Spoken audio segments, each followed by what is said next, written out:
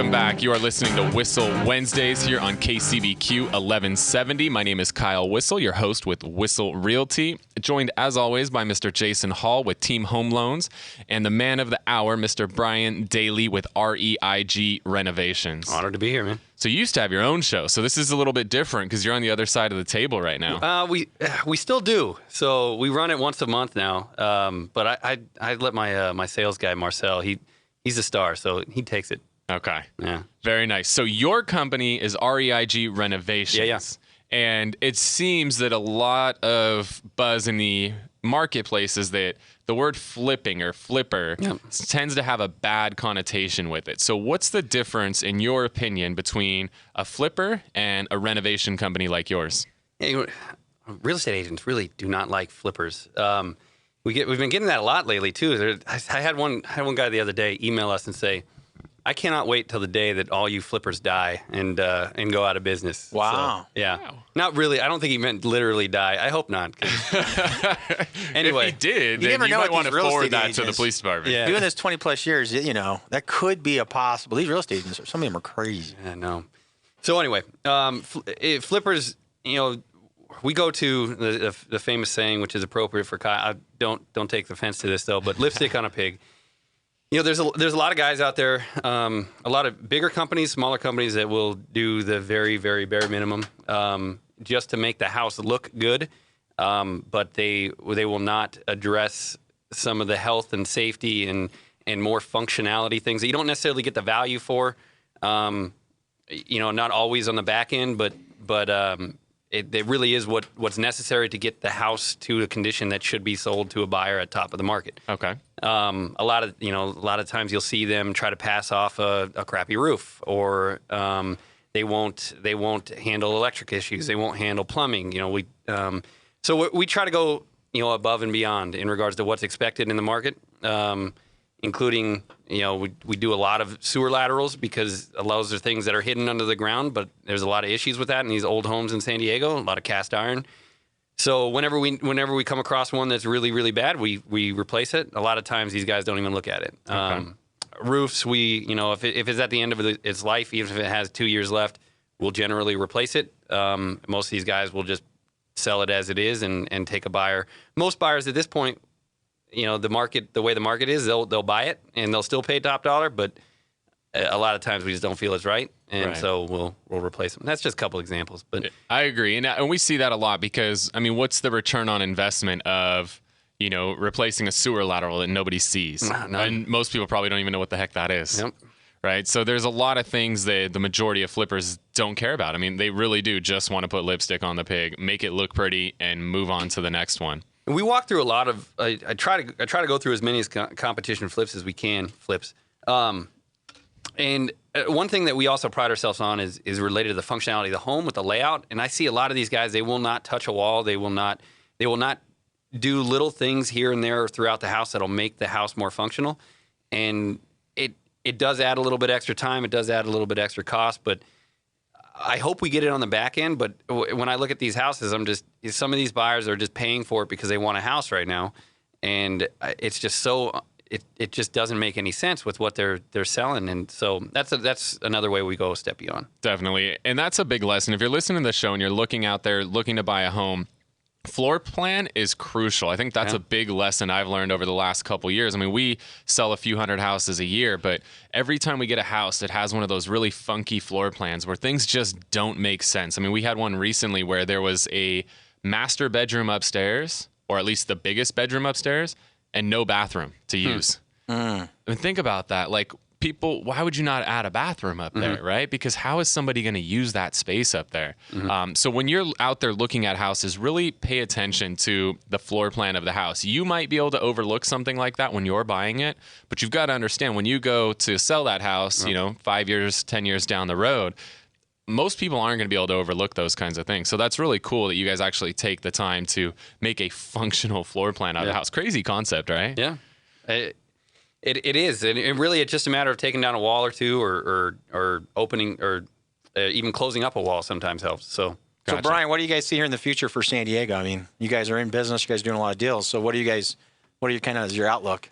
Well, we try to look at the market every quarter or so. The market's hot right now still, especially, we're very big on the sub 500,000 market, I guess.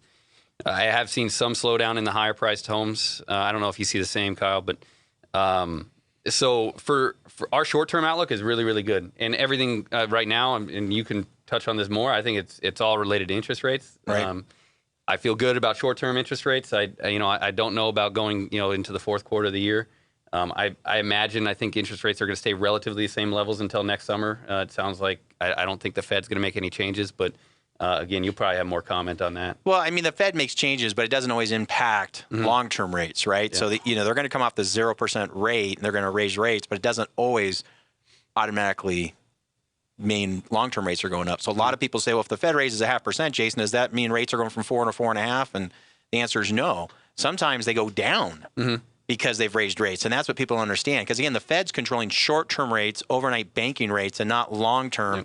The investors are really controlling the long-term rate and where they want to park their money and the supply and demand that goes with that. So, that always makes a move. But I agree with you. I think rates are going to stay relatively low. They are up this last month. But I don't think the market will allow a 5% rate or 6% rate like we had, in the years past. I think it's going to take some time for the economy to really recover before that happens. So I agree with you. I think rates will be in a good spot there, Brian. Definitely. Yeah. Again, you're listening to Whissel Wednesdays here on KCBQ 1170. We're talking with Brian Daly, REIG Renovations, what's going on in the market, what the difference is between flippers, renovators. With the interest rates, we've seen it to where if there is a 0.5 point adjustment in interest rates, you're seeing a lot of buyers get off the fence and say, oh, nope, I don't want to buy anymore. Rates are too high. Yeah. And it's kind of scary. If you're in the market to buy and a 0.5 point interest rate changes your decision to buy or not, that's kind of scary. Especially where the rates are right now. I mean, a 0.5 point adjustment up is still you're talking still record lows. Never. We won't get, we'll get to a normal market in interest rates eventually, and we won't see these again for a long time. Yeah. No one knows for sure though, Brian. Yeah. My gut is I remember when 6.5% was the low. We never broke 6.5%. And, about 10 years ago, we broke 6.5, and we were like, wow, we're below 6.5. And now if you tell somebody 5, they think you're robbing them. So we just have this whole different, consumer base that just really, I don't know if they're going to be able to accept the rates until they're making a ton of money. So I just really think we're going to be in this 3 to 5% range for some time. I mean, Japan's been that way for years, and they inflated and put a bunch of QE into their system, kind of like we've done. So everybody assumed it'd be this crazy inflation and rates would go roaring up, but we haven't seen that yet. So we'll see. I love it. So Brian, tell me, a little more about what makes REIG a little different than some of the other, house flipping renovation companies that are out there in San Diego. Yeah, we pride ourselves on the long-term relationships, and I know a lot of these companies are really just out there to buy a property, and they don't care really who they have to step on to do it. And so we will pass up homes all the time if we feel like it's not the right fit, if it's not the good situation for the seller, if it's not a good situation for us. So that's one thing, it's really important to us as relationships in the business. It's a small community in the real estate world, and so whenever we have a chance to build a relationship with someone, we're not going to take advantage of that in any way. Another way that's different is that we do a lot of direct to homeowner business. We have positioned ourselves as a service for homeowners, not just somebody that's going to come in there and lowball them, but somebody that's there for a homeowner that just doesn't want to go through the process of selling through a realtor or can't go through the process of selling through a realtor. We're getting in front of them and actually going direct to homeowner, where a lot of these guys are not able to do that, and they're not able to do it effectively because they take advantage of homeowners. So. Okay. And then are you guys using licensed contractors on all the work you guys do, or how does that work? Yeah, we actually have our own construction company. So we have 4 or 5 crews that we run at a time. So we do 4 or 5 of our own projects. And then if we're over capacity, we'll sub out to GCs, but always using licensed bonded contractors. I think that's a big difference between you guys and a lot of the other people out there. Is most of these guys, they're not using licensed, general contractors on anything. They're just churning and burning, keeping costs as low as they can. And like you said, the quality of work's not the same. They're not doing, the essentials with plumbing and electrical and all that stuff. So where are you guys finding these houses? Because I know as the market's gone up, it's become a little bit harder for investors to find deals right now.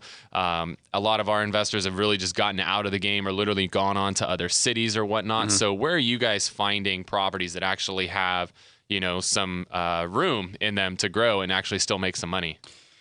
Oh, it's a mix. So we do a lot of relationships with other real estate agents throughout the county, and really when they come across a home that just is really beat up, is going to go to a cash investor anyway, and the person just wants to make the process as easy as possible.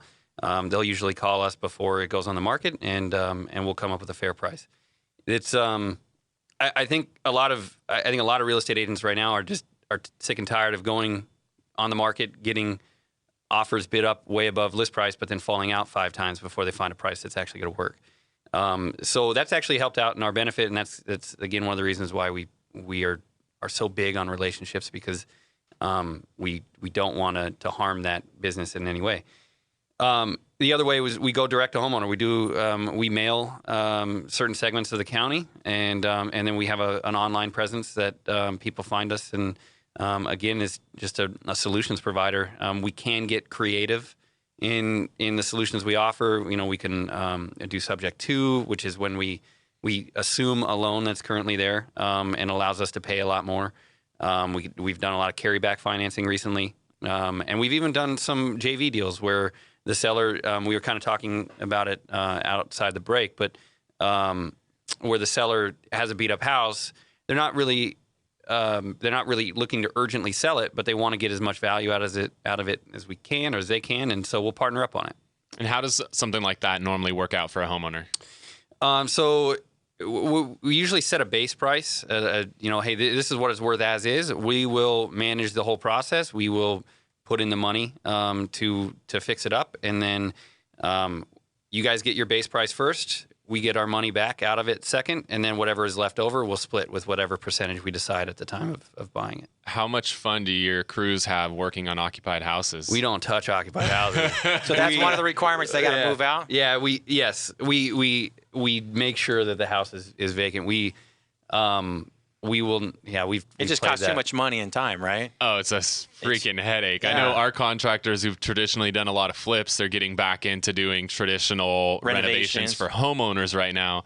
And they're realizing how big of a headache it is having to deal with homeowner schedules, Oh, well, I got to go to work at 9, so you got to be here by this time, whereas normally they could just show up to the job, whether they show up at 8, 8:30, 9 o'clock. It doesn't 6 Right. a.m. Yeah.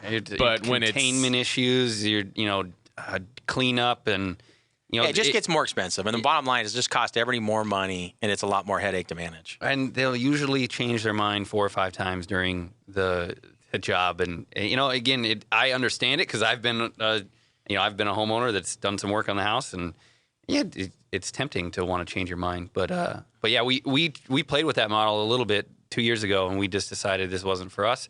And so we have different portions of our business. We've only been talking about our residential here today, but we have a full-blown construction company with a lot more guys outside of the residential market that is working on apartment buildings and HOAs and operating all the way up to Orange County and LA County. So we could actually use you as our contractor on some properties that we renovate. Absolutely. You're like, yeah, sweet. Scored some more business from the show. Yeah, exactly. Love it. So again, we're talking with Brian Daly, REIG Renovations. If you want to learn more about his company, how you could possibly work with him, you've got a house to sell. If you're looking to invest some money, I know these guys are always open to, ideas and working with people here in San Diego.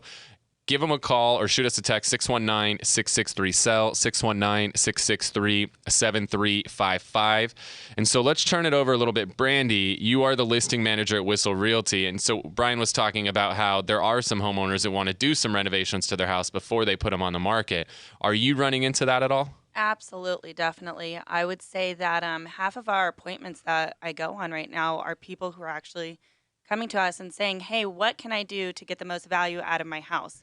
Not that they're necessarily looking to sell right away, but in the long term. So we, people like you, Brian, we would love to have you guys come in. Obviously, you guys don't do properties that are occupied, But having someone that's a professional and being able to say, okay, you spend $1 here, it's going to get you $2 in the long run is what sellers are really looking for. And, they kind of are thinking about selling, but they might stay there, but they're wanting the long-term value out of it. So what are some of the improvements that you guys are, helping these owners make to get max value out of their house? Kitchen. The kitchen seems to be a big thing. Another thing that we're running into is everybody wants that open floor plan, that concept. And kind of like how you were saying, the functionality of it is really something that's important to a lot of families. So making sure that when you go into a house that you are kind of wowed at first, but that you can see anybody living there. Okay, I love it. And then, so one of the things that I've noticed is with this whole open floor plan concept right now, I mean, it's to the point where people literally want a couple bedrooms and the rest of the house completely open. You can almost run into some issues with that because if you don't stage the home, people have no idea what the hell to do with all that space. Like Jason, your house, you guys have this room that's like probably 60 feet long by like 20 feet. I mean, you guys have this that's about it. monstrous it's like room. 1,200 square foot open room. It? It's kind of segmented. So part of it's the dining room on one end, and part of it's the family room kind of with the TV, and then part of it's a living room. That's the way the wife has it set up right now. I'm sure that's going to change in years to come. She wants to live there forever. A woman changed her mind? I know. No. So that's what kind of what it is. But the first time you walked in there, Kyle, you were like, when it was under construction, you were like, what are you going to do with this thing? This thing's huge. Was that an addition? Yeah, it wasn't an addition. We literally kind of did what you did. They shelled the house. They did more than just gut it. They shelled it to the point you had 4 walls left. And those were the 4 walls holding the house up. Where is it? In Mount Helix. So cool. it had a view, and so that was something that my wife really enjoyed. And our architect looked at it, and the house was built in the 50s and just wasn't designed to take advantage of the view. So you had to go outside the house to see a view. Yeah. It's like, why would they build the house that way? But it was just done different in the 50s. And now people really appreciate a view and seeing, we can see ocean water from our master bedroom in the morning. So, the house was totally redesigned. So the kitchen was moved, the master bedroom was moved, all the bathrooms were moved. The only thing remaining as Kyle said, was the 4, outside walls and a few supporting walls inside. But it's kind of worked out. It works for us. I mean, it's definitely different, but it is, as Kyle said, that's kind of what more people are looking to is this big open floor plan, right, Brittany? Yeah, and they're trying to basically get professionals to come in and to give that opinion of what most people are going to want out there. So what may work for you, having that 60 by 20 living room, may not work for everybody else. So we will also bring in our stager and a designer along with a contractor who will basically say this is the best use of this floor plan. So we have a lot of sellers. I would say, Kyle, you and I go on how many appointments a week? And I would say half of them right now are saying, what can we do to our property? And we're almost managing it in a sense. Absolutely. I mean, we're seeing that everybody wants to get the most money out of their house. I mean, we're fortunate enough that we have a lot of homeowners come to us that actually have a budget set aside to make improvements to the home. I know that there's a lot of people that probably more the ones you run into, Brian, they want to sell, but they don't have the money to make the improvements. That's where they need to partner with somebody like you who can actually essentially front the money for that renovation and then JV with them on the rehab. We're running into people, luckily, that actually have some money. So it's been really cool to come in and help them maximize the value that they can get out of that home. So like Brandy said, doing some things like redoing the kitchen, but again, spending as little money as possible, opening up floor plan, bringing in, high quality staging, all of that stuff. So something as small as even doing the popcorn ceiling, scraping that off, even though it's so time consuming, it is so worth it. Nobody wants to see that anymore. Absolutely. Brandy, what are some of the other things that you are doing as a listing manager at Whissel Realty to ensure that when you do put a home on the market, you're really getting top dollar and maximum exposure for that homeowner? I would say that we pride ourselves in our photography, and another thing is our videography.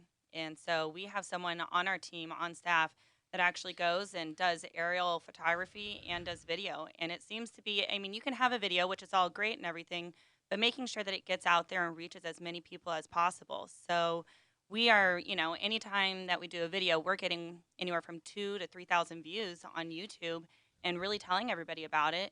And then once we do that and accompany it along with, doing a neighbors only open house, we'll have 50 to 100 people that just come to the neighbor's open house, and then we do the regular open house, which then brings in another 50 people. So, taking a house from just, going in and saying these are the things that you need to do to get the most value out of it, staging it, video, photography, and then the open houses, it's killing it. So we post a section on the Whissel Realty Facebook page every week of a photo of the week. Oh gosh. And so what you're telling me is I can't just go into Google Street View and post that picture as the main picture on the MLS. That's not going to fly? I mean, you can, but I don't think you're going to get too many buyers by doing that. I surely wouldn't sell my house with an agent that's doing that. So no. It's amazing some of the things we see in this industry. It's funny. Today I was just reminded. 2 years ago, I was I was actually, I think I was at a house for a flip. They had a little tiny table set up with 3 little chairs and 3 little stuffed bears doing a tea party in the middle of this room. And this was a house for sale. That was the staging that was done? That was the staging that was done. And I couldn't help myself, so I did my little photo of the week too. And I love it. It is awesome. And what's crazy is those things still sell, right? They still sell, but they're not. But they sell to guys like Brian or I who are looking for deals, right? Yeah. Exactly. We actually, if I see a terrible picture, I'm like, ooh, this one might be a deal, right? Because it's like terrible photography like that cost homeowners money. Great point. I mean, it's amazing because right now, over 90% of homeowners are starting their search online. And statistically, over almost 50%, it's like high 40s right now, percentage of buyers are finding their own home online. And when they're looking for homes online, they're looking at 2 things when that home first pops up: the main photo and the price. And if either one of those is off, they're swiping their iPad or their Android over to that next property. That's and kind they're of just been a niche that we've gone in and been able to showcase that, hey, look, you have agents that are doing this just with their iPhone compared to us coming in and actually doing the right kind of lighting and photography, and it will sell it in 7 days with multiple offers where the previous agent had it expire. So you mentioned aerial photography and videography. So talk a little bit more about that. Okay. Well, this is where they go in, and it has to be the right house too. So if you have a house, let's say that's perched up, on a hilltop or on a cul-de-sac or has beautiful views, you're going to want to showcase that. And doing so is by going up and taking our little camera that we have. Now, I don't fly it. I'd break it or run it into a tree for sure. But we have someone, and maybe that's happened a time or two. But, we go out there, we get these pictures, and it really highlights the actual lifestyle of that home. And that's something that we've come in to see that is a big part of someone purchasing a home. They're not just purchasing the 4 walls, they're purchasing the lifestyle and being able to show that, hey, you have a park right down the street, or you have this beautiful view and you get the sunsets. You're going to capture that by making sure you get that right photography. And that happens a lot with aerial. It's pretty cool. Kind that little of. camera thing, what is it attached to? She looks to me like, help me out. That isn't it called like a Jerome or Jerome? Only on Save Whissel Paul. Wednesday. Please save that clip. Please, Paul. We really need to save that clip. On that one too. I love that. So one of the things that, Brian, you talked about, one of the reasons why you guys are able to get some of these homes is because they've been with other realtors, where they fall out of escrow 3, 4, 5 times. So one of the things that we really like to do at Whissel Realty is make sure that every buyer who comes in on a specific property, not only that they come in with a pre-approval letter from a lender, but also that we cross-qualify them, as we refer to, with our preferred lender, again, Jason Hall at Team Home Loans. The reason for that is a lot of these buyers are coming in and they're like, oh, here's my pre-approval letter. And how hard is it to get a pre-approval letter, Jason? Most people just go online right now and say, hey, I make $100,000 a year. I'm putting $100,000 down and my credit's perfect. And you'll get spit out a pre-approval letter online. So it's real simple. It's, there's no entry there. Anybody can get it, right? And then with Nitro Pro and Adobe, you can make your own. We've seen people do that. It's really crazy right now. So that's why I tell a lot of these clients when they call me, like, why is the Whissel team requiring me to have you review our documents? So we just want to make sure. I've been doing this 20 years. I'm going to take a few minutes to review to make sure you're truly pre-approved. Can you send me a credit report, loan application, Well, the other guy didn't need that. I go, exactly. Then how did he pre-approve you? Yeah, you're not really approved, Mr. or Mrs. Buyer, when the other guy didn't ask for that. All right, that's why we need to get all that stuff, because before you tie up a home for 30 to 45 days, you want to make sure it's a client who can close and not just maybe going to close, right? And that really makes a difference when you're comparing multiple offers you guys look at every day. Absolutely. And the big thing is, when you're selling a home, once you're in escrow on that home, wheels get put in motion. Whether you're looking to go rent something, you're going to move and relocate, you're going to buy something. There's a lot of wheels that get in motion as soon as you're in escrow. And the worst thing in the world is to, get into escrow 2-3 weeks and then find out the buyer was never approved in the first place because the lender they were talking to never actually pulled their credit report or never looked at their tax returns or pay stubs or any of that stuff. The whole deal falls apart, and now all those plans have to get unwound, and they've got to cancel the move, they've got to cancel their other escrow, cancel their whole relocation. I mean, there's a lot that can come along with it. So that's a big reason why we partner with somebody like Jason to make sure any buyer that puts an offer in on our property, that we fully vet them ourselves and not just trust the stupid little pre-approval that they got from some, podunk bank that they made up. Because the seller is going to get mad at the agent, right? Well, if you guys accept an offer and it falls out because they were never approved, that's where the agents get in trouble with their seller. But I also explained to the buyer that you don't want to get your hopes up. Why go through the process and, pay for an appraisal, a home inspection, and then in the long run, you can't even purchase it. So that not only does it put our seller in a bad position, but it really puts the buyer for a big letdown. So, Yeah. And I explain that to the agents who kind of give me a little bit of pushback. I say, we don't do this just to make sure for our sellers, but we actually do it for a service to you and to your buyer. So, getting them in touch with Jason, I say, and by no means do they have to use Jason. Of course, in the long run, we'd like them to because it's transparent. But, for us to know that, yes, they are indeed 100% truly approved to purchase this property and can close within 30 days. Yep, huge. I love it. So when somebody does need to get a legitimate pre-approval, Jason, what are the items that a lender like you that's really going to do their due diligence, what are you typically looking for? So you want to look at a full loan application. You want to look at full credit report. You want to look at tax returns for 2 years, 30 days worth of pay stubs, and at least 2 months worth of bank statements. And you want to be able to really look at that information and truly see. That gives you a good picture as a lender. Can this person really qualify for this $300,000, $400,000, $500,000, $700,000 house? And do they have the expectations right on the payment? I'm always amazed. I'm like, yeah, you look good. Your payments are roughly about $3,200. They're like, well, the guy told me it was $1,800. Mm-hmm. Oh, he didn't tell me about the tax insurance and the HOA?